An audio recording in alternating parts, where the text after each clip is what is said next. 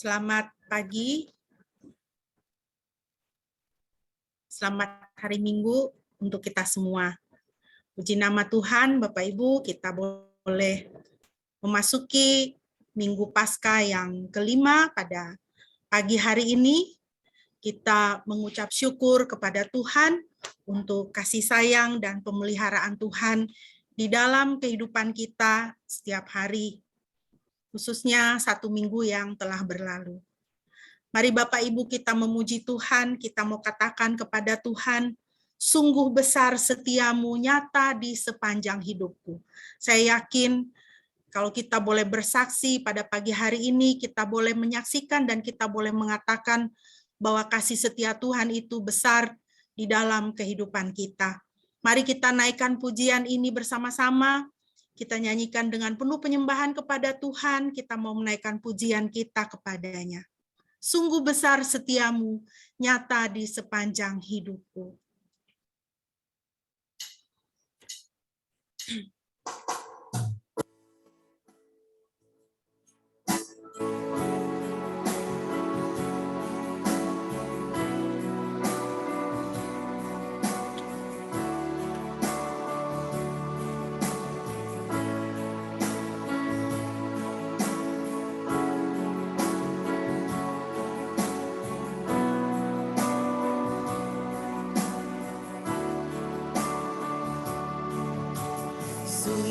Besar setiamu, nyata di sepanjang hidupku. Darahmu telah layakkan kehidupanku. Tiada kata yang bisa, tiada kata yang bisa lukiskan indahnya Kau Tuhan. Lukiskan indahnya Kau Tuhan. Bagimu segala pujian dan kemuliaan.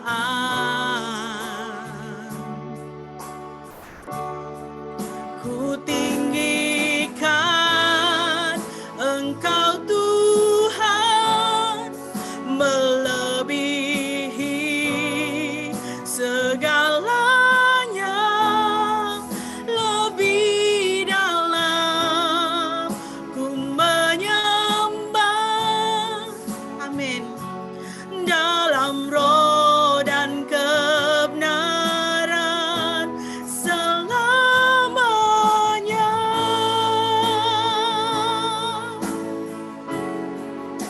Kita naikkan pujian ini sekali lagi.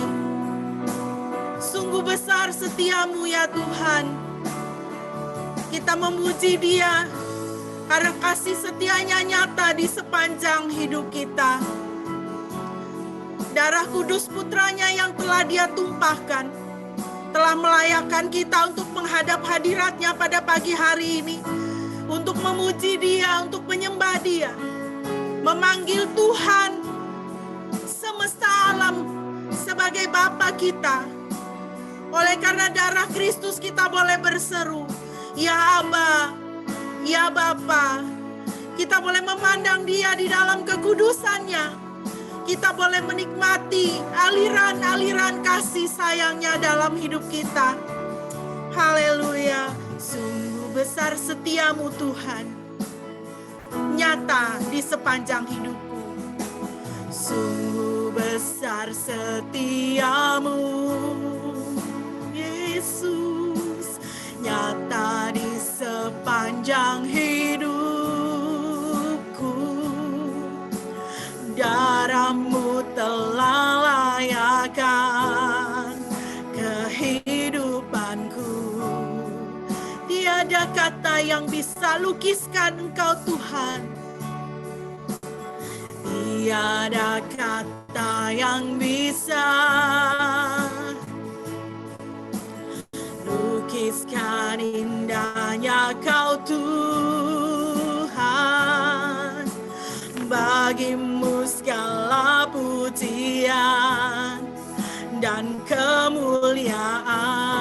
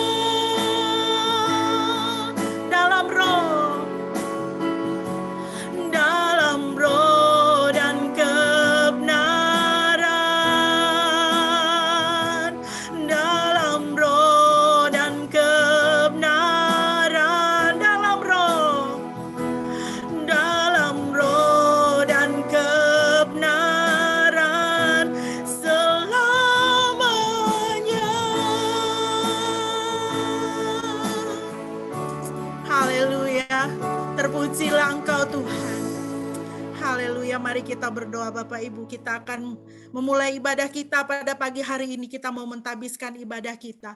Ya Tuhan, kami datang pada pagi hari ini menghadap tahta hadirat-Mu Tuhan. Bukan dengan kebaikan kami, bukan dengan keberhasilan kami. Karena segala apa yang kami capai di dalam hidup kami, itu bukan karena kuat dan gagah kami, tetapi oleh karena perkenanan Tuhan. Oleh karena berkat Tuhan ada di dalam kehidupan kami senantiasa. Kami mengucap syukur Tuhan. Kami boleh menyembah Engkau di dalam roh dan kebenaran. Kami boleh menghampiri Engkau di dalam roh dan kebenaran. Terima kasih Tuhan. Kami memuji dan memuliakan Engkau. Biarlah Tuhan pada pagi hari ini, ibadah kami boleh menjadi kesukaan bagi nama Tuhan, di mana kami boleh memuji menyembah Tuhan. Kami boleh meninggikan Tuhan di dalam hidup kami, karena sungguh besar setiamu Tuhan, nyata di dalam kehidupan kami. Terima kasih Tuhan. Kami menyerahkan ibadah kami ini hanya di dalam nama Tuhan Yesus Kristus, Tuhan dan Juru Selamat kami, yang hidup dan menang bagi kami, yang mengasihi kami dengan kasih yang kekal, yang mengasihi kami dengan kasih yang tidak dapat binasa. Terima kasih Tuhan. Ibadah kita pada pagi hari ini hanya boleh jadi di dalam nama Tuhan Tritunggal yang Kudus, Bapa, Putra, dan Roh Kudus. Kasih karunia-Nya menyertai kita sekalian. Haleluya.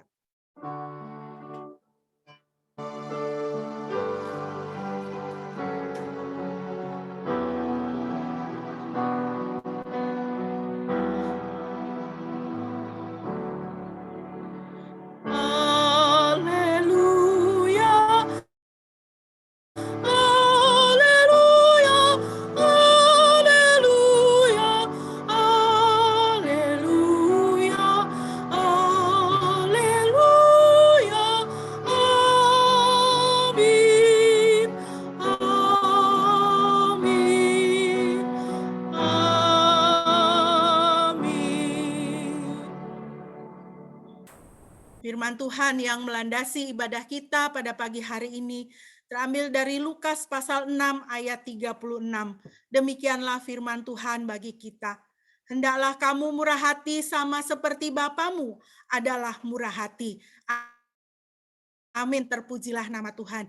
Bapak Ibu, kita mendapatkan kemurahan hati Tuhan yang dinyatakan di dalam kehidupan kita dengan pemeliharaan kasih setianya di dalam kehidupan kita. Dia menyatakan kemurahan hatinya ketika ia menjawab doa-doa kita.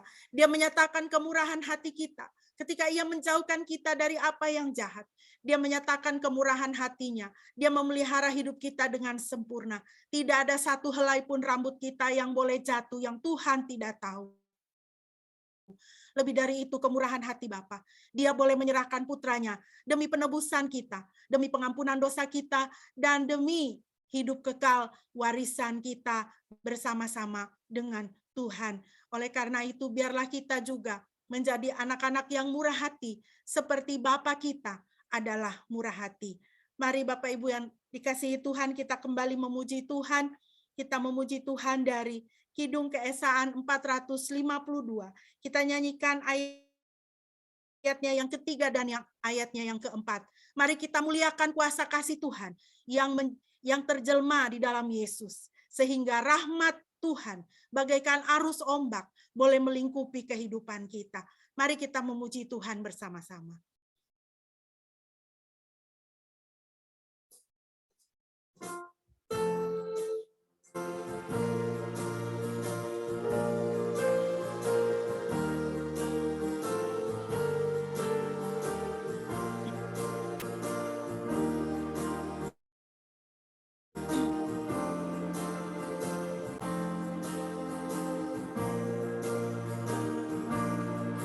Ku muliakan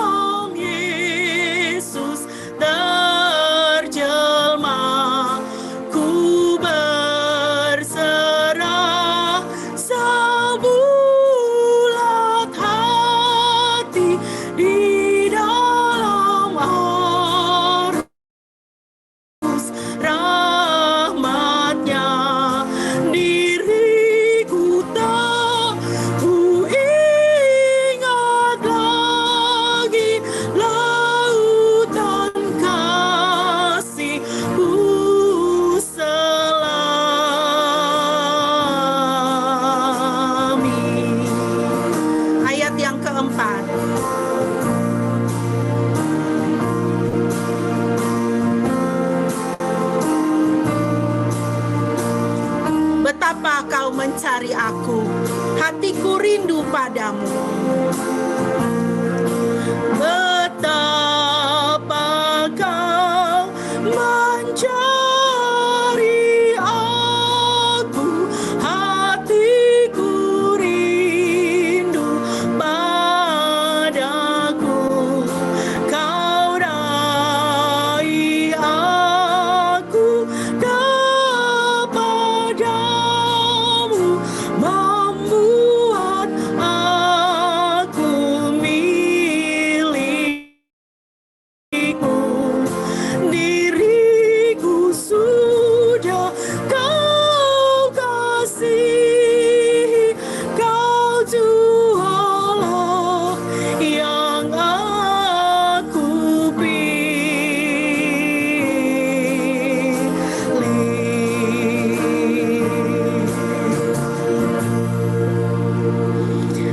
Bapak Ibu, mari kita bersama-sama kita mau bermazmur bagi Tuhan dari Mazmur 127. Mohon kesediaan Saudari Eli bisa membaca untuk kita Mazmur 127. Satu pasal ini hanya ayat yang pendek saja, ayat 1 sampai dengan ayat yang kelima. Mazmur 127 ayat 1 sampai dengan ayat yang kelima. Silakan suaranya Eli, terima kasih ya. Mazmur 127 ayat 1 sampai 5. Nyanyian ziarah dari Salomo. Jikalau bukan Yahwe yang membangun rumah, maka mereka yang membangunnya telah berjerih lelah dengan sia-sia. Jikalau bukan Yahwe yang menjaga kota, maka sang penjaga telah berjaga dalam kesia-siaan. Sia-sialah kamu yang bergegas bangun, berlama-lama duduk, memakan roti hasil jerih lelah. Karena Dia akan menyediakannya bagi mereka yang dikasihinya saat tidur. Lihatlah, anak-anak adalah warisan dari Yahwe, buah kandungan adalah suatu upah. Bagaikan anak-anak panah di tangan seorang pahlawan yang gagah, berani, demikianlah anak-anak muda. Berbahagialah orang yang telah memenuhi tabung panahnya. Dengan semua itu, mereka tidak akan dipermalukan, tetapi mereka akan menundukkan musuhnya di pintu gerbang. Amin. Amin. Ya, terima kasih Eli, puji nama Tuhan. Amin. Bapak Ibu yang dikasihi Tuhan, dalam Mazmur ini kita dapat melihat bagaimana kemurahan hati Tuhan di dalam kehidupan orang-orang yang mengasihi Dia. Jikalau bukan Tuhan yang membangun rumah, maka mereka yang membangunnya telah berjerih lelah dengan sia-sia. Jikalau bukan Yahwe yang menjaga kota, maka sang penjaga telah berjaga dalam kesia-siaan. Tuhan menyediakan roti bagi orang-orang yang dikasihinya, bahkan saat kekasih-kekasih hatinya itu sedang tidur. Begitulah indahnya Tuhan di dalam kehidupan kita. Biarlah Bapak Ibu, saya punya satu kerinduan, bahwa dalam hidup kita, kita boleh mengalami Tuhan.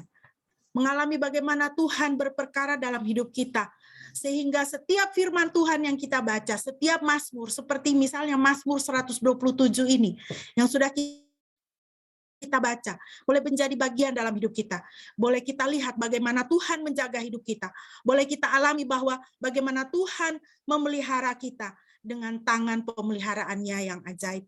Bapak Ibu, mari kita terus memuji Tuhan. Kita kembali memuji Tuhan dari Kidung Kesan 452. Kita nyanyikan ayat yang kelima dan ayat yang keenam. Sebagai kita mempersiapkan diri, kita mau bersama-sama untuk merenungkan lebih jauh lagi kebenaran firman Tuhan. Mari kita memuji Dia. Nama Yesus suci agung, sumber kasih karunia. Padamu datanglah umatmu mencari hidup yang baka. Kita naikkan pujian ini dan kita naikkan dengan penuh kecintaan kepada Tuhan, dan kita mau mempersiapkan diri, kita mau merenungkan firman Tuhan. Kita naikkan pujian ini bersama-sama.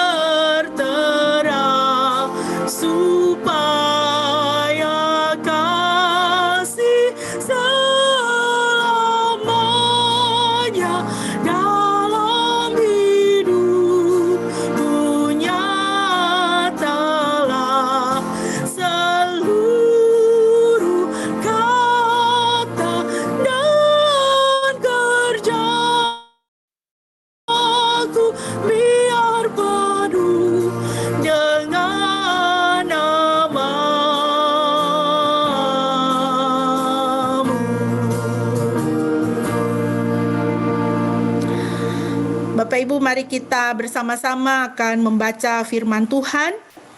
Pembacaan kita pada pagi hari ini terambil dari dua bagian firman Tuhan.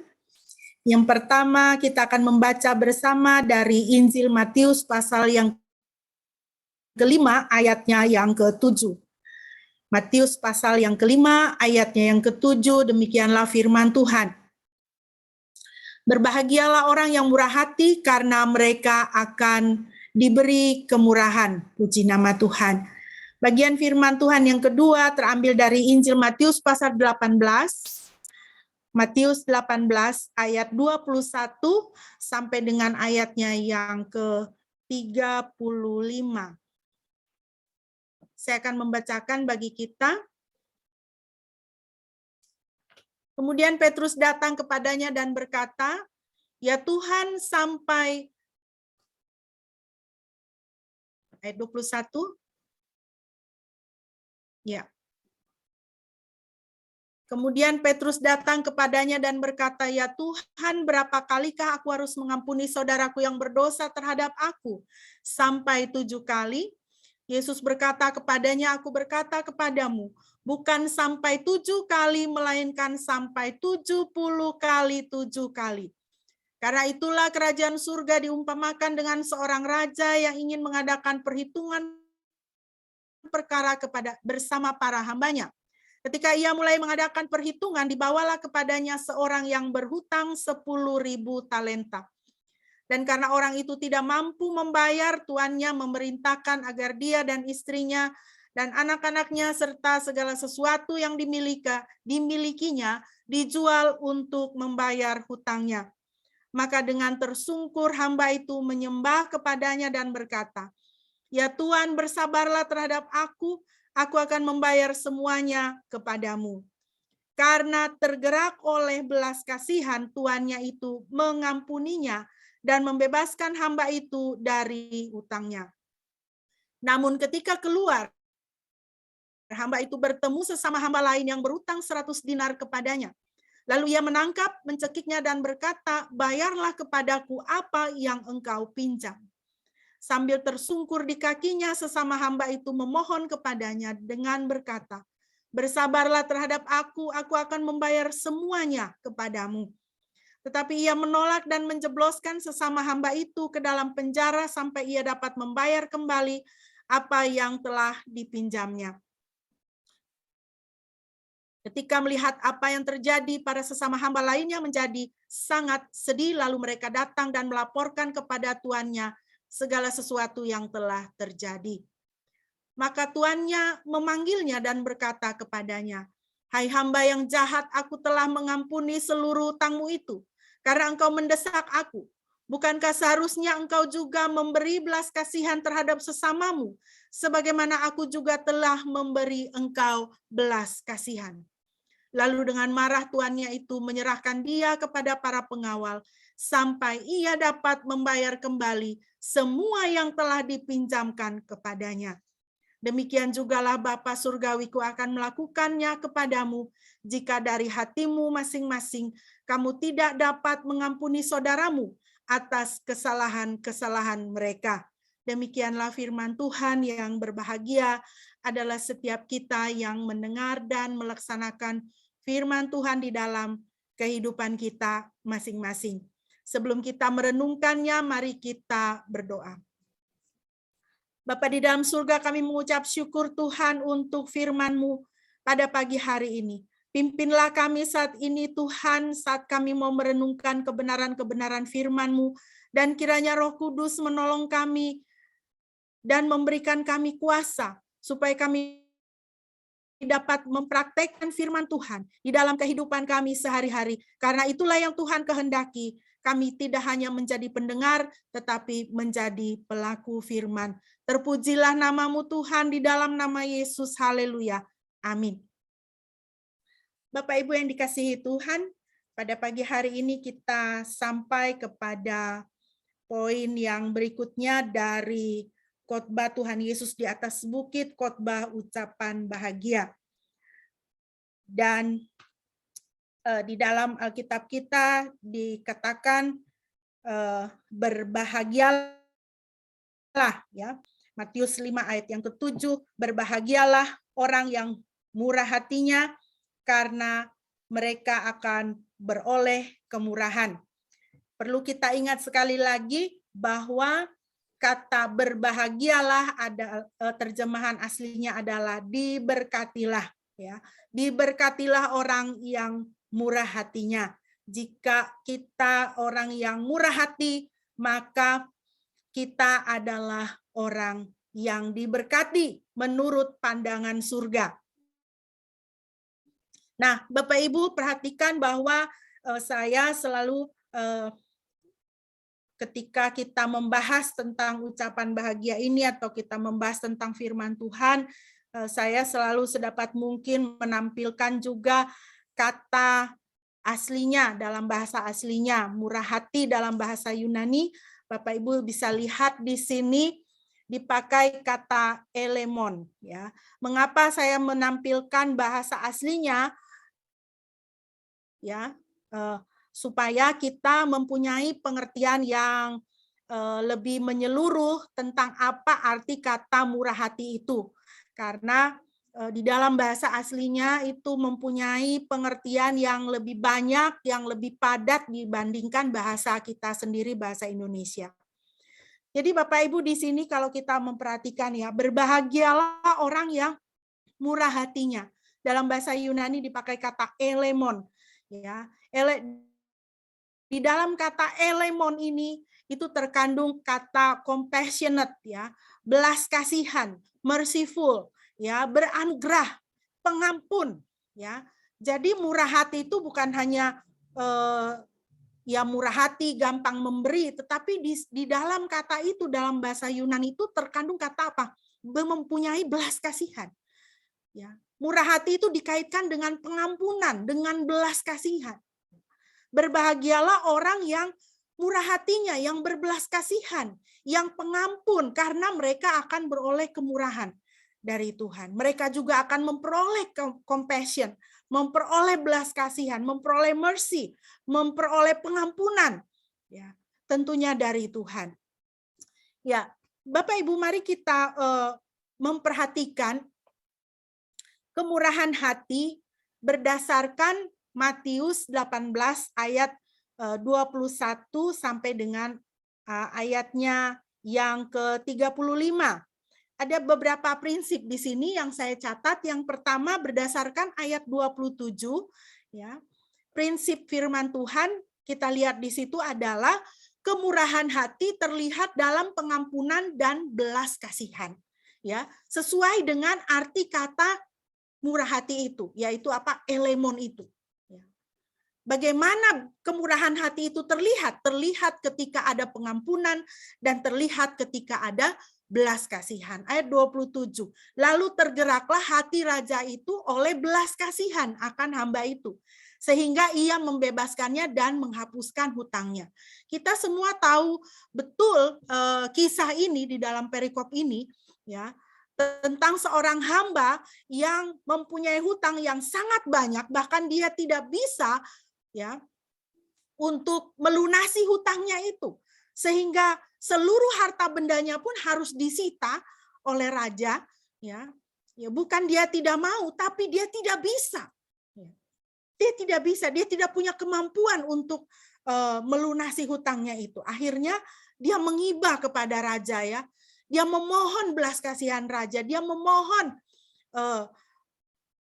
pengampunan dari raja, ya. Lalu oleh karena dia raja ini tergerak oleh belas kasihan, maka raja ini kemudian membebaskannya dan menghapuskan hutangnya.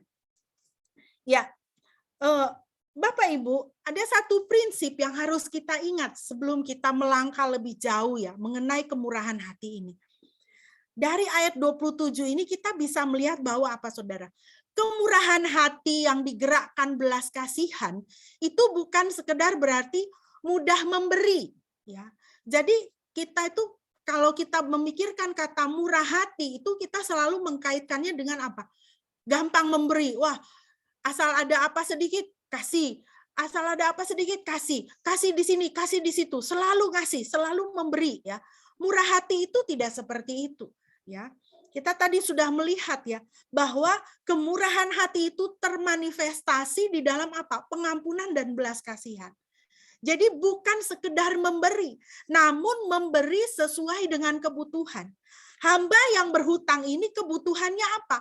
Kebutuhannya dia dilepaskan dari hutangnya, atau kebutuhannya itu dia diberi waktu sedikit lagi supaya dia bisa melunasi hutangnya. Entah kapan dia bisa melunasi hutangnya, kita pun tidak tahu ya. Tetapi raja itu berbelas kasihan kepadanya, memberi kepadanya sesuai dengan kebutuhannya, karena itulah yang dia butuhkan. Dan raja itu melihat kebutuhan itu. Dan dia tahu bahwa ini hamba ini tidak bisa, tidak mempunyai kemampuan. Nah, Bapak Ibu yang dikasihi Tuhan, permasalahan kita adalah seringkali kita tidak dapat membedakan antara kebutuhan dengan keinginan. Ini sederhana saja, tapi dalam prakteknya ini sulit sekali. Kita rasa ini adalah kebutuhan kita, tetapi itu sebenarnya hanyalah satu keinginan. Kalaupun kita tahu betul ini kebutuhan kita, Tuhan mempunyai mata yang lebih bijaksana. Dia belum tentu melihat, belum itu belum kebutuhan kamu, ya. Jadi jangan heran Bapak Ibu ketika kita misalnya kita berdoa minta sesuatu kepada Tuhan, kayaknya tuh lama gitu ya Tuhan baru kasih kepada kita. Ya, bisa jadi di mata Tuhan, itu belum kebutuhan kamu, belum sekarang. Kita rasanya udah mendesak banget, tapi Tuhan bilang tidak, belum sekarang. Pada waktunya. Semua indah pada waktunya. Waktunya kapan? Waktunya Tuhan. Waktunya Tuhan untuk menjawab kebutuhan kita, untuk menyediakan apa yang kita butuhkan itu. Bapak Ibu kita menginginkan berkat. Bagi kita memandang bahwa berkat itu adalah kebutuhan kita. Kita ingin berkat, tapi sebenarnya yang kita butuhkan adalah kita menyadari dosa dan bertobat. Kita ingin berkat, tapi sebenarnya yang kita butuhkan itu adalah bertobat.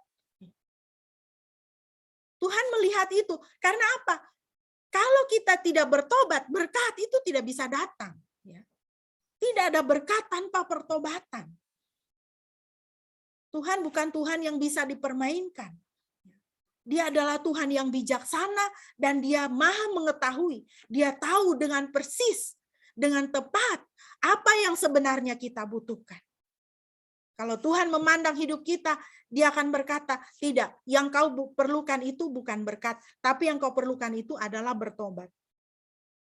Bapak Ibu, saya mau sedikit bersaksi ya, apa yang saya alami di dalam kehidupan saya secara pribadi. Bertahun-tahun Bapak Ibu, saya setiap pagi itu saya bangun dengan sakit kepala. Setidaknya sampai 1 tahun kemarin, ya, sampai 1 tahun kemarin. Setiap pagi saya bangun dengan sakit kepala. Dan di dalam tas saya itu selalu ada painkiller, ya, obat anti sakit kepala. Dan saya selalu berpikir bahwa yang menjadi masalah adalah bantal saya. Bantal saya itu tidak bisa saya tidak bisa tidur dengan bantal yang baru dibeli dari toko, itu tidak bisa, ya. Bantal yang terlalu empuk itu tidak bisa, ya. Jadi harus dia itu ketipisannya itu pas, nah, seperti itu.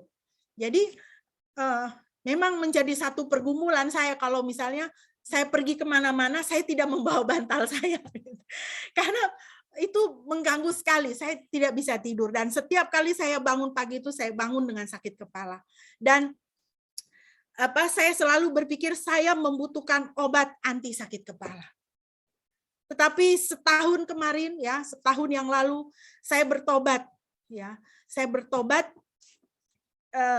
dari ketergantungan saya dengan obat sakit kepala. Ya, saya bertobat.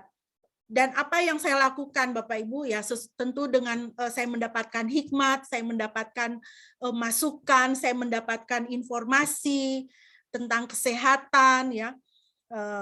Dari Bapak Ibu dan saudara-saudara yang mengasihi saya, ya, saya mulai setiap hari membuat jus, ya, makan lebih banyak sayur, makan lebih banyak buah, ya.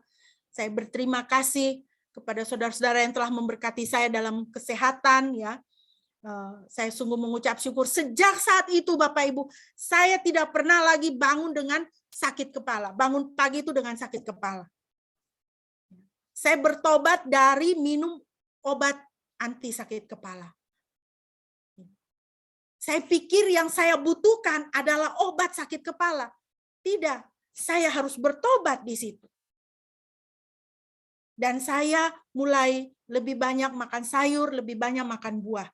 Ya, dalam satu hari itu minimal ya 1 porsi sayuran, 1 porsi salad ya, entah sayurnya itu lalapan mentah ataupun dikukus ya. Seperti itu saya harus makan itu ya. Tidak usah mahal-mahal Bapak Ibu. Jadi sebenarnya Tuhan itu sudah menyediakan obat ya. Kacang panjang, ketimun, tomat, selada, brokoli, wortel. Itu adalah obat yang Tuhan berikan untuk kita, Saudara. Saya mengucap syukur kepada Tuhan. Jadi itu pengalaman saya yang pertama yang mau saya saksikan kepada Bapak Ibu. Ya, kita pikir kita perlu obat. Ternyata yang harus kita lakukan adalah bertobat dari gaya hidup yang tidak sehat. Hidup dengan bijaksana. Nah, kesaksian yang kedua yang mau saya sampaikan pada pagi hari ini, Bapak Ibu, adalah dalam 1 minggu ini saya saya mengajarkan anak-anak untuk mereka mulai mengelola uang saku mereka. Saya bilang, kalau tiap kali kalian liburan, kan kalau bulanan itu pasti mereka dapat uang saku dari ayahnya. Kalau saya tidak beri uang saku memang. Ya, karena apa? Saya apalagi waktu sebelum pandemi ya, mereka kan ke kampus ya. Saya sudah siapkan bekal makanan mereka karena mereka dari pagi sampai sore baru pulang. Saya sudah siapkan bekal makanan mereka untuk seharian mereka di kampus, jadi saya tidak kasih uang. Saya dulu juga dididik seperti itu. Ya. Di rumah Mama selalu menyiapkan makanan, jadi Mama tidak pernah memberikan uang saku. Ayah saya juga tidak pernah memberikan uang saku. Kalau kami mau uang saku, kami harus kerja dulu. Kalau mau uang, harus kerja. Ya, harus kerja. Uang itu tidak petik di pohon. Ya. Jadi pekerjaan yang saya lakukan, yang diharuskan bapak saya untuk mendapatkan uang saku dari bapak saya adalah apa? Ya cabut rambut putih. Sepele memang begitu ya. 1 lembar rambut putih itu kalau kami lagi enggan mencabut, Bapak kasih murah 1 lembar harganya Rp100. Tapi harga umumnya 1 lembar itu Rp25. Dari situlah saya bisa jajan, beli nasi kuning kalau di sekolah sama teman-teman, atau saya bisa beli kaset misalnya dari penyanyi yang saya sukai, album dari penyanyi yang saya sukai, misalnya seperti itu. Nah, saya mau mewariskan itu kepada anak-anak saya.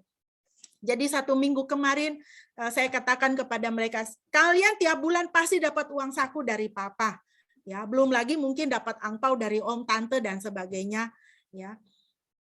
Itu harus dikelola, jangan kamu pakai habis gitu aja, Tapi coba dari uang saku itu kamu mulai sisihkan. Ya, kamu mulai sisihkan, kamu mulai simpan untuk kamu tuh nanti misalnya akhir tahun atau pas libur panjang kita mau jalan-jalan, mau liburan, kamu mau jajan, mau beli baju, mau beli apa, kamu punya uang. Jadi uang yang ada padamu itu tidak habis begitu saja. Uang itu jangan dipakai habis gitu. Tapi harus ada manajemen. Nah, Bapak Ibu, seringkali kita itu mendambakan berkat ya. Kita mau berkat, kita mau uang, kita mau materi, tapi kita tidak memanage keuangan kita. Ya. Kita tidak mengatur berkat itu. Jadi sekali lagi Bapak Ibu, yang diperlukan di sini bukan berkat. Ya. Itu bukan kebutuhan kita. Kebutuhan kita pertama-tama adalah bertobat. Ya. Mau berkat harus bertobat. Ya.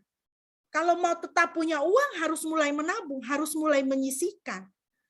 Walaupun misalnya katakanlah nanti pas liburan pasti papa kasih juga lagi, ini uang saku udah ada jatahnya, misalnya seperti itu. Tetapi kalau kamu mulai menabung, mulai menyisihkan, kamu akan punya uang yang lebih banyak daripada sekedar kamu dikasih-kasih terus sama papa. Jadi Bapak Ibu itulah ya, kita sekali lagi yang mau saya sampaikan di sini ya, jangan kita mencampur adukan kebutuhan dengan keinginan. Kita harus tahu betul memisahkan antara kebutuhan dengan keinginan. keinginan kita berkat, tapi kebutuhan kita harus kita sadari. Kebutuhan kita apa? Bertobat. Kebutuhan kita ada hidup bijaksana. Maka kita akan memperoleh berkat. Ya. Bapak Ibu, kita lihat poin yang berikut ya, ayat 28 sampai dengan ayat 33. Dalam ayat-ayat ini satu prinsip firman Tuhan yang mengajari kita adalah bahwa kemurahan hati yang kita terima menuntut kita untuk bermurah hati kepada sesama. Itu Bapak Ibu kita bisa baca di dalam ayat 28 sampai 33. Di sini saya cantumkan ayat 33 saja. Bukankah engkau pun harus mengasihani? Dipakai kata apa di situ? Eleo, murah hati, berbelas kasihan. Ya. Bukankah engkau pun harus mengasihani kawanmu seperti aku telah mengasihani engkau? Jadi hamba ini datang meminta belas kasihan dari raja dan raja mengampuninya. Raja berbelas kasihan kepadanya, tetapi ternyata dia tidak berbuat yang sama kepada temannya yang sama-sama juga hamba. Dia bahkan marah kepada kawannya yang berhutang kepadanya dan dia mencekik kawannya yang berhutang kepadanya. Ketika didengar oleh raja, sampai ke telinga raja, raja menjadi marah sehingga raja berkata kepadanya, kau kan sudah menerima pengampunan aku, kau sudah menerima kemurahan hatiku, belas kasihanku.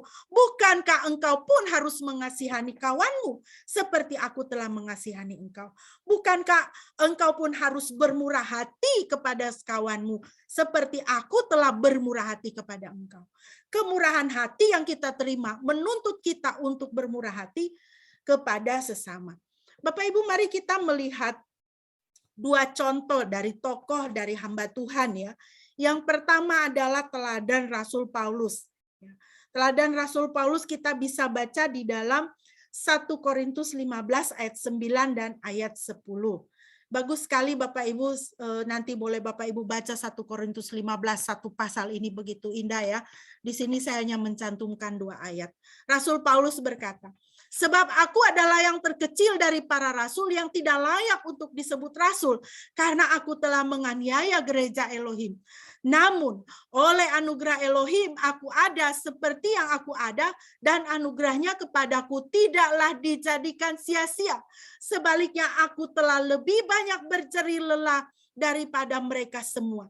Tetapi bukan aku, melainkan anugerah Elohim yang bersama aku. Puji nama Tuhan. Jadi Bapak Ibu lihat ya, Rasul Paulus ini, dia itu di hadapan Tuhan ya, tolong kita lihat ya, dia di hadapan Tuhan. Dia tahu bahwa dia adalah orang yang berhutang kepada Tuhan. Dan dia tahu diri, dia tidak layak. Dia bilang, aku ini tidak layak untuk disebut rasul. Kenapa? Karena aku ini orang jahat. Aku ini penganiaya gereja Tuhan. Bapak Ibu ingat, di dalam Kisah Para Rasul ketika Stefanus dirajam dengan batu sampai mati, ya, Paulus yang pada waktu itu bernama Saulus, dia hadir di sana. Bisa dikatakan dia adalah eksekutor di sana. Ya. Jadi ketika dia kemudian berjumpa dengan Tuhan dan mengalami pertobatan, dia tahu diri. Dia tahu diri, dia katakan, aku ini yang terkecil dari para rasul. Aku tidak layak, aku ini orang jahat. Aku ini menganiaya gereja Tuhan. Aku membunuh saudara-saudaraku yang sekarang ku bilang saudara-saudara seiman.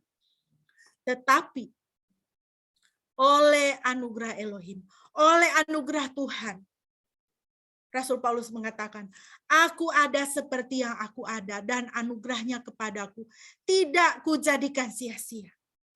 Jadi dia tahu diri bahwa dia sudah menerima belas kasihan Tuhan, sehingga bahkan dia boleh diangkat menjadi rasul. Dia tahu diri, anugerah Tuhan tidak kujadikan sia-sia. Sebaliknya aku berjerih lelah, lebih banyak berjerih lelah dari mereka semua.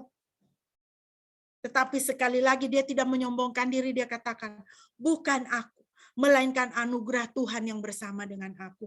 Anugerah Elohim yang bersama dengan aku. Kalau aku bisa, itu karena anugerah Tuhan. Karena Tuhan yang menguatkan aku. Aku bisa membalas cinta kasih Tuhan. Bapak Ibu, kita ini semua adalah orang-orang yang berhutang di hadapan Tuhan.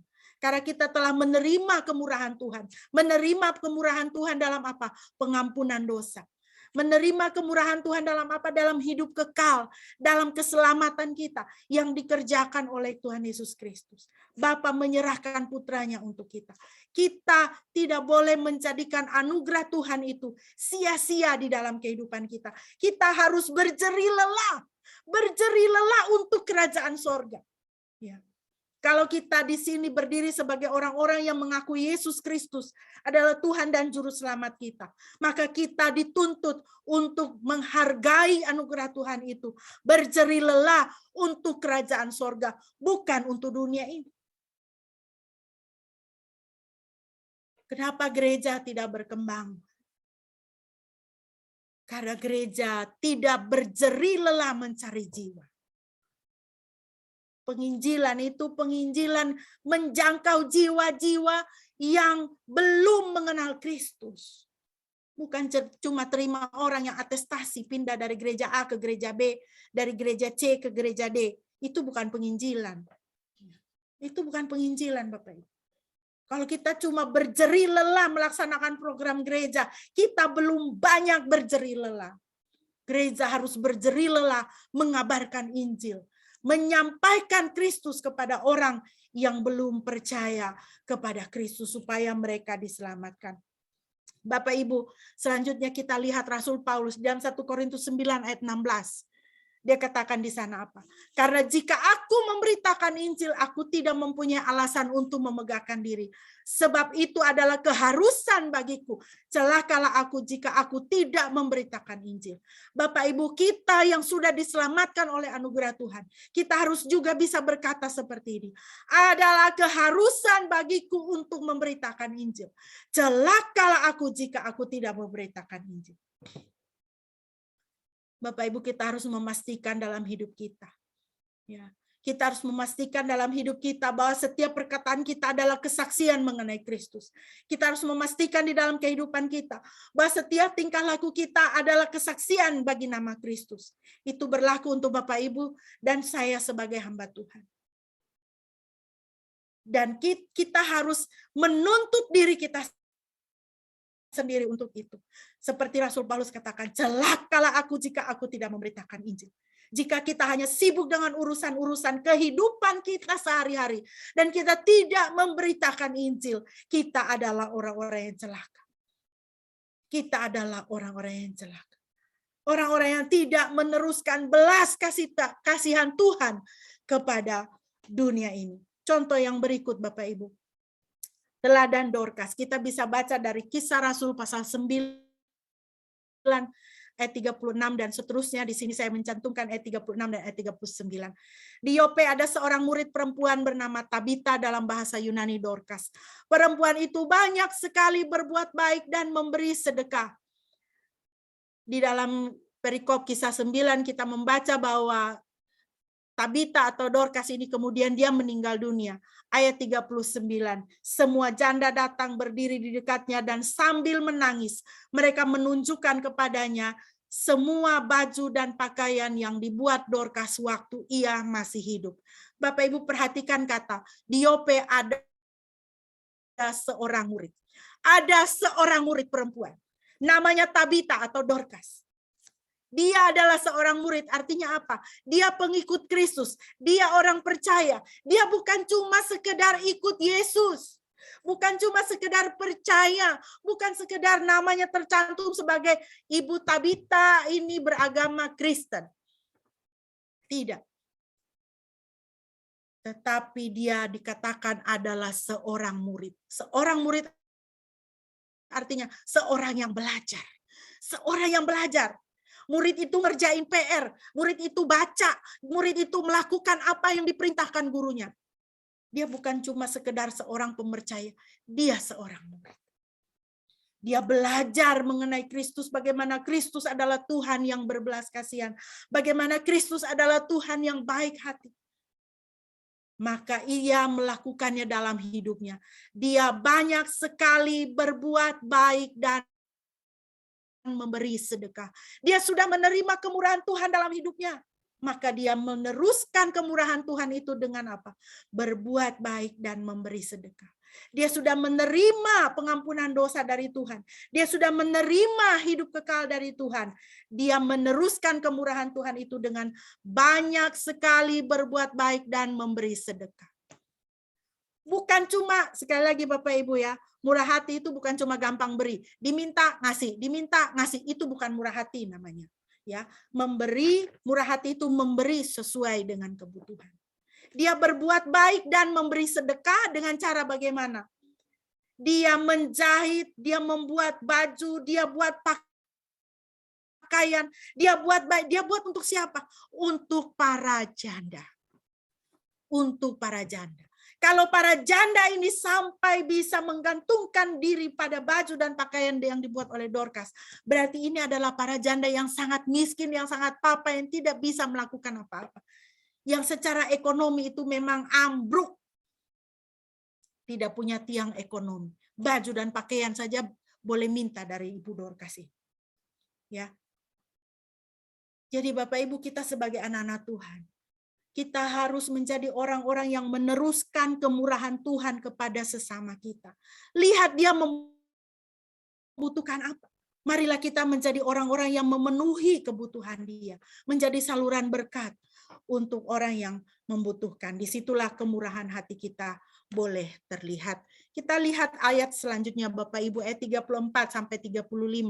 Di dalam ayat-ayat ini kita lihat ada prinsip firman Tuhan. Konsekuensi tidak meneruskan kemurahan hati dan belas kasihan adalah penghukuman. Ayat 34-35. Maka marahlah tuannya itu dan menyerahkannya kepada algojo-algojo sampai ia melunaskan seluruh hutangnya.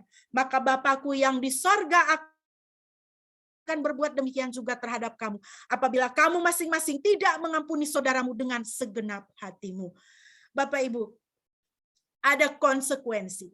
Jika kita menerima kemurahan hati dan belas kasihan, tetapi kita tidak meneruskannya. Kita diberikan kemurahan hati, kita diberikan belas kasihan, tetapi kita tidak menjadi orang yang murah hati. Kita tidak punya belas kasihan. Bahkan kita jahat kepada sesama kita. Di dalam perikop yang kita baca di dalam Matius pasal 18, kita lihat dalam ayat 34-35. Tuannya ini, raja ini menjadi marah kepada hamba yang tidak meneruskan kemurahan hati dan belas kasihan. Sehingga dia memberikan penghukuman. Jebloskanlah hamba yang tidak baik ini ke dalam penjara. Sampai dia melunaskan seluruh hutang. Bapak Ibu, saya tidak tahu ya, apakah yang akan Tuhan beri kepada kita sebagai penghukuman kalau kita tidak meneruskan kemurahan hati dan belas kasihan. Tetapi ingatlah, kalau kita tidak meneruskan kemurahan hati dan belas kasihan, maka penghukuman itu ada. Salah satu mungkin yang bisa kita pikirkan adalah apa? Bahwa Tuhan tidak akan menjawab doa kita. Tuhan pun tidak akan mengampuni kita akan kesalahan-kesalahan kita kalau kita tidak tahu mengampuni orang yang bersalah kepada kita. Celakalah kita kalau dosa kita tidak diampuni. Iya kan? Celakalah kita kalau Tuhan menjadi marah kepada kita. Karena apa? Dengan kita tidak meneruskan kemurahan hati dan belas kasihan yang kita terima dari Tuhan, itu sebenarnya kita berkata kepada Tuhan, kita tidak menghargai kemurahan hati Tuhan. Kita tidak menghargai belas kasihan Tuhan. Bapak Ibu, saya mau memperlihatkan satu gambar di sini. Ya. Ini adalah gambar Laut Mati, saudara ya. Laut Mati. Di Israel sana, di Tanah Suci sana ya, Bapak Ibu ya. Nah, kenapa laut ini disebut Laut Mati? Jadi sebenarnya ini adalah danau ya. Tetapi karena ini danau yang sangat luas, jadi disebut laut ya. Apa yang terjadi dengan danau ini? Jadi diperkirakan itu pada sekitar 3 juta tahun yang lalu dia mengalami keretakan di dasarnya ya, sehingga air laut itu masuk. Dan air laut itu terus masuk sehingga kadar garam di danau ini, di Laut Mati ini begitu tinggi. Nah, Bapak Ibu lihat di situ, ya, sampai garam itu, Bapak Ibu lihat di sebelah kanan itu ya, ada putih-putih itu ya. Itu jadi seperti karang-karang atau tiang-tiang garam di situ. Dan mengapa dia disebut Laut Mati? Karena apa? Begitu tingginya kadar garam di situ, di tempat itu, sehingga sama sekali tidak ada kehidupan di situ. Tidak ada kehidupan. Jadi, Bapak Ibu kita lihat di sini ya, ini satu prinsip yang sangat menarik. Kalau kita cuma dalam hidup ini kita terus-menerus menerima, tapi kita tidak tahu menyalurkan, kita akan menjadi seperti Laut Mati ini. Kalau dalam hidup kita terus-menerus menerima kemurahan hati, terus-menerus menerima belas kasihan, tetapi kita tidak menyalurkan kemurahan hati dan belas kasihan kepada sesama kita, maka kita sebenarnya sudah mati. Ya. Kita ini masih hidup, tapi kita sudah mati. Ya. Jiwa dan roh kita itu mati, kering. Kita tidak menjadi berkat, dan nama Tuhan tidak dipermuliakan. Kiranya Bapak Ibu itu dijauhkan ya dari dalam kehidupan kita. Nah, Bapak Ibu sebagai penutup, bagaimana saya bisa bermurah hati? Ya. Yang pertama Bapak Ibu, jangan menyimpan kesalahan orang lain. Kita bisa lihat poin yang pertama. Ya, jangan menyimpan kesalahan orang lain. Efesus 4, 31, 32. Biarlah segala kepahitan dan kemarahan dan kegusaran dan keributan dan penghujatan dibuang dari antara kamu bersama segala kejahatan, firman Tuhan katakan. Dan hendaklah kamu menjadi ramah seorang terhadap yang lain, lembut hati, sambil mengampunkan di antara kamu sendiri, sebagaimana Elohim juga di dalam Kristus telah mengampunkan kepada kamu. Ya. Semua kepahitan, semua kemarahan, kegusaran, keributan, penghujatan, ya, semua kejahatan, buang semua. Ya. Jangan menyimpan kesalahan orang lain. Buang semua. Tapi firman Tuhan katakan apa? Hendaklah kamu menjadi ramah terhadap seorang terhadap yang lain. Lembut hati, saling mengampuni di antara kamu. Sebagaimana Tuhan sendiri di dalam Kristus telah mengampuni kamu. Kita tidak bisa menjadi orang yang murah hati kalau apa? Hati kita itu dipenuhi dengan kepahitan, kemarahan, kegusaran, keributan, ya. Tidak bisa kalau itu masih ada dalam hati kita. Tidak bisa kita lembut hati. Tidak bisa kita murah hati kalau kita masih menyimpan kesalahan orang lain. Pikirkanlah segala sesuatu yang baik di dalam kehidupan kita. Pikirkan kebaikan Tuhan dalam hidup kita. Dan buanglah segala kejahatan, buang segala kemarahan dan kepahitan. Jangan simpan kesalahan orang lain. Supaya dengan demikian hati kita menjadi lembut, kita bisa mengampuni, dan kita bisa menunjukkannya dengan kemurahan hati. Yang kedua Bapak Ibu, bagaimana saya bisa bermurah hati? Jangan menganggap diri lebih baik daripada orang lain. Jangan menganggap diri lebih baik dari orang lain. Matius 23:12. Dan siapa saja yang meninggikan dirinya, dia akan direndahkan. 1 Korintus 4 ayat 6-7. Jangan ada di antara kamu yang menyombongkan diri dengan jalan mengutamakan yang satu daripada yang lain. Sebab siapakah yang menganggap engkau begitu penting? Dan apakah yang engkau punyai yang tidak engkau terima? Dan jika engkau memang menerimanya, mengapakah engkau memegahkan diri? Firman Tuhan, seolah-olah engkau tidak menerimanya. Ya. Semua yang kita terima, ya, apakah yang engkau punya yang engkau tidak terima? Ya, semua yang kita punya kan itu karena kita menerima. Jangan kita menyombongkan diri. Karena kita punya lebih, kita menjadi sombong. Karena kita punya lebih, kita menganggap rendah orang lain. Karena kita mempunyai pengetahuan yang lebih banyak, kita menganggap remeh orang lain. Ingat firman Tuhan katakan, siapa saja yang meninggikan dirinya, dia akan direndahkan. Jangan menganggap diri lebih baik daripada orang lain, terutama ketika kita bisa melihat kesalahan dan kelemahan orang lain. Jangan, Bapak Ibu. Karena hidup yang kita terima itu adalah anugerah Tuhan. Bukan karena kita bisa, tapi karena pemeliharaan Tuhan. Karena Tuhan baik kepada kita. Yang terakhir, yang ketiga, Bapak Ibu, bagaimana saya bisa bermurah hati? Teladanilah kemurahan hati Bapa. Ini kita mau menunjukkan, kita mau exercise, kita mau melaksanakan kemurahan hati, ya. Saya yakin, saya bisa katakan juga bahwa itu tidak mudah. Saya tahu tidak mudah. Karena apa? Karena kita, sekali lagi, kita ini hidup di dalam dunia yang sudah jatuh ke dalam dosa. Di dalam dunia yang sudah jatuh ke dalam dosa ini banyak orang yang berdosa. Orang yang berdosa yang membuat kita bisa marah. Orang yang berdosa yang membuat kita bisa jadi jengkel, ya. Dan kita sendiri dikurung di dalam tubuh jasmani yang fana ini, yang bisa mati dengan segala keinginan daging, dengan segala kelemahan, kita terperangkap di sini, ya. Kita mau ikut Tuhan, kita punya kedagingan bilang, susah, tidak mau, marah saja sama dia, begitu, ya kan? Kita mau murah hati itu tidak gampang. Tapi setiap kali kita berhadapan dengan firman Tuhan tidak berubah, ya. Walaupun kita rasa, aduh Tuhan susah sekali nih. Saya mau berbelas kasihan sama dia, kayaknya dia ini sudah keterlaluan. Ya. Pandanglah kemurahan hati Bapa. Teladanilah kemurahan hati Bapa Tuhan kita. Roma 8:32.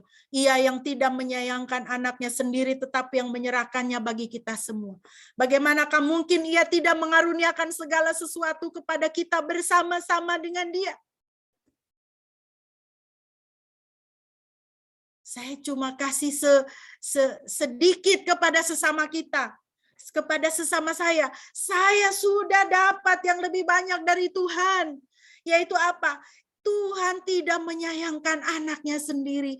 Dia menyerahkannya untuk saya. Ingatkan itu di dalam hati dan pikiran kita, Bapak Ibu, sehingga itu akan selalu menjadi motor penggerak kita untuk bermurah hati kepada sesama kita. 1 Yohanes 4 ayat 14. Dan kami telah melihat dan bersaksi bahwa Bapa telah mengutus anaknya menjadi juru selamat dunia. 1 Yohanes 5 ayat 11, Elohim telah memberi hidup kekal kepada kita, dan hidup ini ada di dalam putranya. Setiap kali kita mendapatkan tantangan untuk bermurah hati kepada sesama, Bapak Ibu, ingat dan teladani kemurahan hati Bapa. Dia tahu di dalam putranya ada hidup kekal. Dan dia tahu bahwa kita membutuhkan putranya. Kita membutuhkan hidup kekal itu. Maka dia tidak menyayangkan anaknya sendiri. Dia serahkan anaknya. Dia memberikan putranya. Bagaimana mungkin ia tidak mengaruniakan segala sesuatu kepada kita bersama-sama dengan dia. Kita terima banyak dari Tuhan. Biarlah ini menjadi kekuatan bagi kita untuk memberi, untuk bermurah hati kepada sesama kita.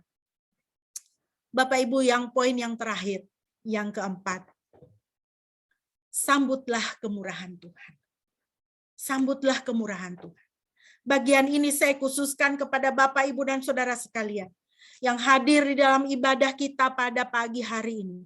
Maupun Bapak, Ibu, dan saudara sekalian yang mengikuti ibadah ini melalui YouTube. Bapak, Ibu, dan saudara sekalian, jika engkau adalah seperti seorang hamba yang terlilit hutang, jika engkau seperti seorang hamba yang terlilit hutang dosa di hadapan Tuhan, firman Tuhan katakan, semua orang telah berbuat dosa dan kehilangan kemuliaan Tuhan. Engkau menginginkan yang baik, tetapi engkau tidak bisa melakukan yang baik. Karena dosa mengikatmu. Kejahatan mengikuti hidupmu. Kutuk dari dosa leluhur, warisan leluhur mengikutimu. Engkau seperti orang yang berhutang kepada Tuhan. Engkau tidak bisa membenahi hidupmu. Hidupmu kacau. Mungkin saat ini engkau juga sudah putus asa dengan hidupmu, tidak tahu apa lagi yang harus kulakukan dengan hidupku. Apa yang engkau lakukan semuanya berantakan, semuanya tidak berhasil. Engkau tidak bahagia, engkau putus asa. Pesan ini adalah untuk saudara. Sambutlah kemurahan Tuhan. Seperti hamba yang berhutang itu, datanglah kepada raja. Minta kemurahannya, minta belas kasihannya. Datanglah kepada Tuhan Bapa, minta pengampunan dosa, minta Dia untuk melepaskan hidupmu, mengampunimu, melepaskan engkau dari jerat si jahat di dalam hidupmu. Sambutlah kemurahan Tuhan. Mari berdoa bersama dengan saya. Ucapkanlah doa yang saudara lihat di layar. Bapa yang Maha Pemurah, saya datang kepadamu dengan sesal dan malu akan dosa-dosaku. Saya orang berdosa dan jahat yang tidak hidup sesuai dengan kehendak-Mu bagiku. Ampunilah saya ya Tuhan. Bersihkanlah saya dari dosa-dosaku dengan darah Yesus Kristus Putra Tunggal-Mu. Saya menyerahkan diri kepadamu untuk hidup bagimu. Pimpinlah saya ya Tuhan. Dalam nama Yesus Kristus Tuhan dan Juru Selamatku. Amin. Kiranya Bapak, Ibu, dan Saudara diberkati.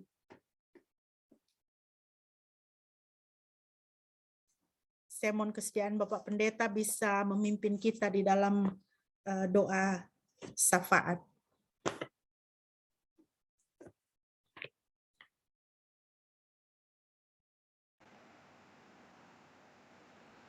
Mari kita berdoa.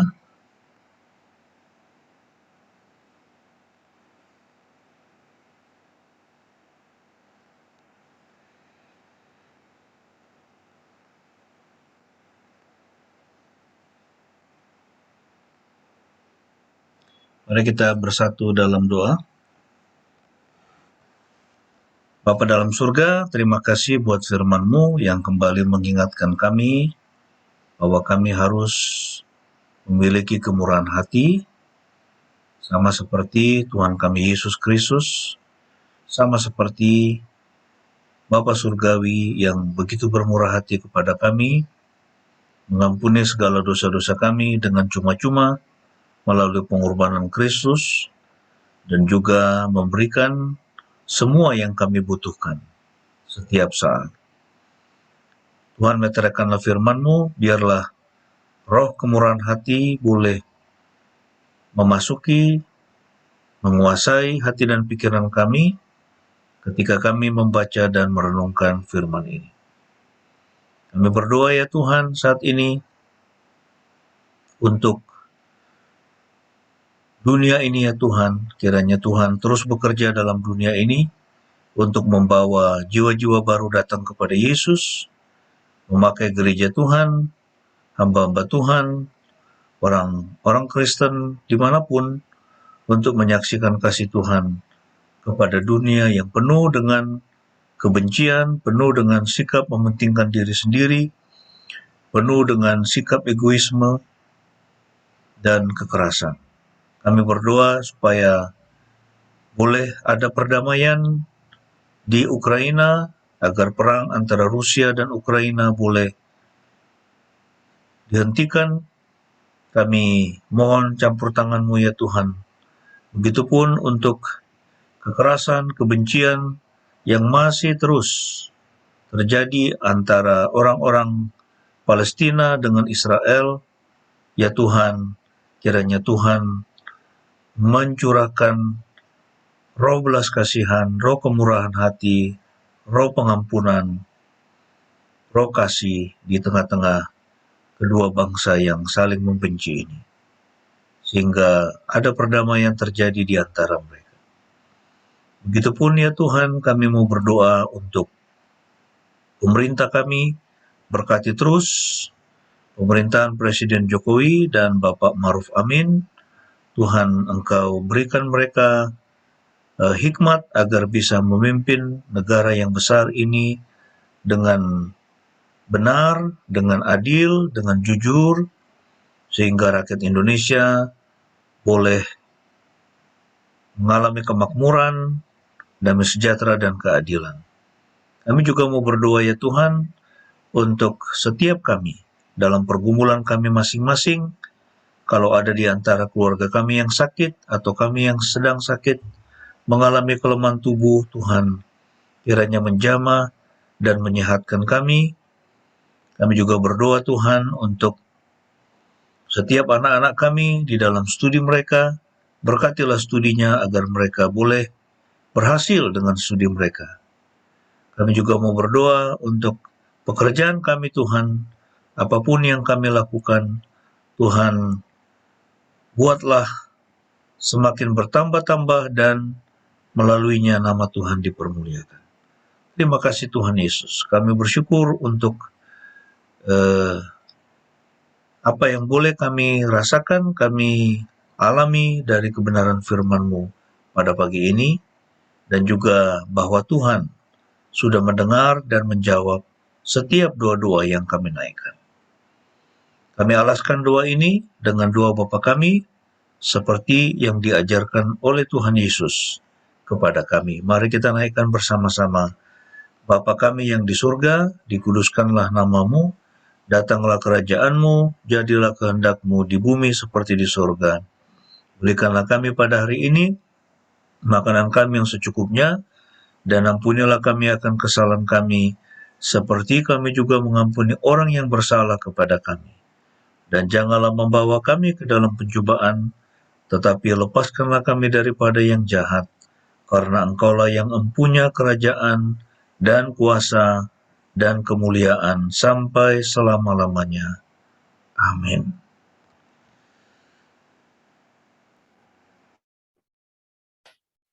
Bapak Ibu, mari kita bersama-sama dengan saudara seiman, gereja Tuhan di seluruh dunia di hadapan Tuhan dan sesama, marilah kita berkata demikian. Aku percaya kepada Yahweh Bapa yang Maha Kuasa, Khalik langit dan bumi, dan kepada Yesus Kristus, anaknya yang tunggal Tuhan kita, yang dikandung dari Roh Kudus, lahir dari anak darah Maria, yang menderita sengsara di bawah pemerintahan Pontius Pilatus, disalibkan, mati dan dikuburkan, turun ke dalam kerajaan maut. Pada hari yang ketiga bangkit pula dari antara orang mati, naik ke surga, duduk di sebelah kanan Yahweh Bapa yang Maha Kuasa, dan akan datang dari sana untuk menghakimi orang yang hidup dan yang mati. Aku percaya kepada Roh Kudus, gereja yang kudus dan am, persekutuan orang kudus, pengampunan dosa, kebangkitan orang mati, dan hidup yang kekal. Amin. Bapak Ibu, kita akan mengakhiri ibadah kita pada pagi hari ini. Mari kita kembali memuji Tuhan dengan pujian berikut, besar anugerah-Mu. Biar kita memasuki minggu yang baru, hari-hari yang baru yang masih ada di hadapan kita, dengan senantiasa ingat anugerah Tuhan di dalam hidup kita, yang telah menyelamatkan kita, sehingga kita menjadi orang-orang yang tahu berterima kasih kepada Tuhan, dan hidup menyenangkan hati Tuhan. Ku ada sebagaimana ku ada, berdiri menghadap tahta-Mu Bapa.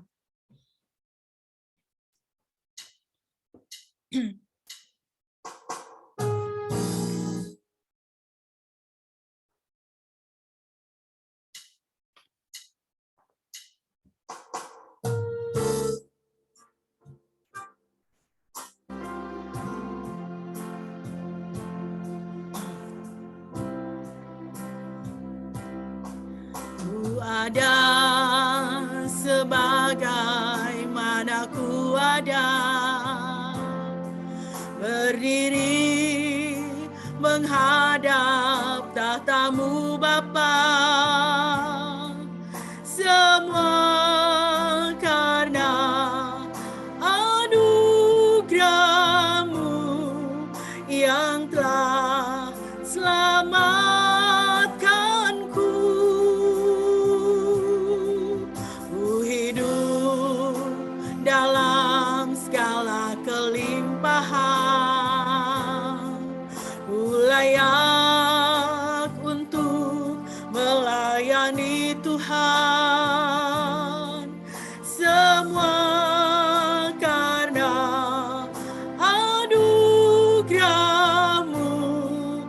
tercurah bagiku. Besar anugerah-Mu, besar anugerah-Mu,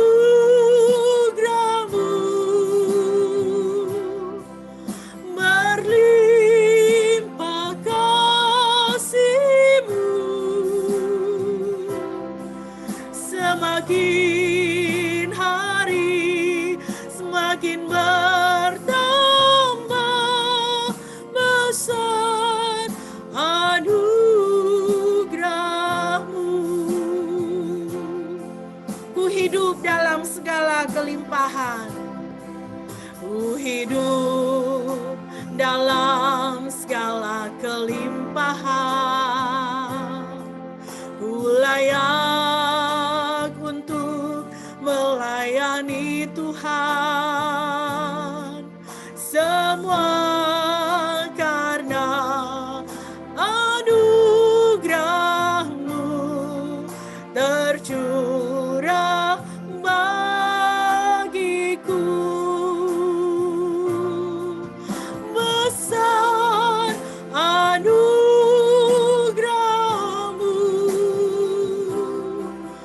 berlimpah kasih-Mu, semakin hari semakin bertambah besar anugerah-Mu. Besar anugerah-Mu, besar anugerah-Mu,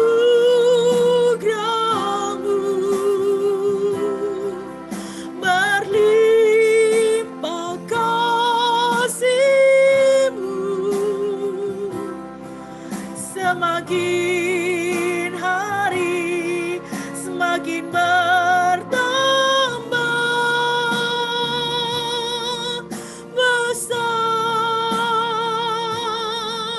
anugerah-Mu.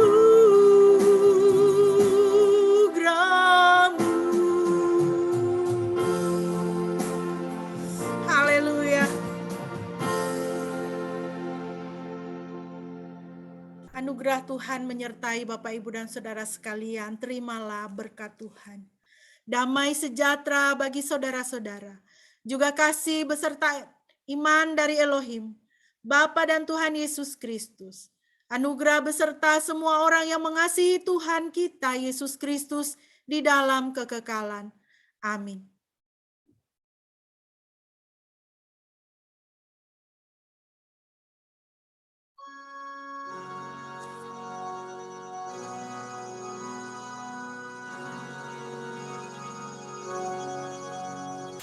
Pujilah Halik semesta, sumber segala kurnia, surga dan bumi puji terus Sang Bapa, Putra, Roh Kudus.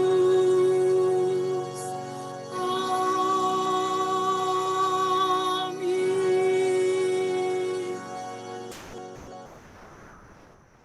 Saat teduh bagi kita.